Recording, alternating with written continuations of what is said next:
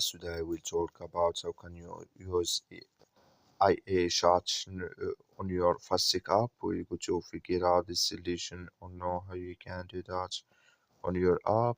So you just follow these ways, then it's going to work with you.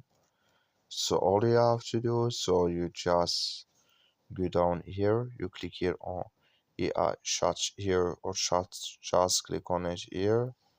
When you just click on it here, sorry, then it's going to take you to this list. So just follow this with here, then it's going to work with you. Then here add any message you want to ask IA here.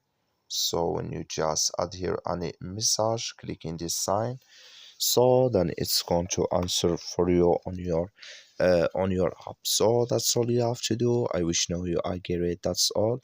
Thank you for watching. Don't forget to support us by liking, subscribe.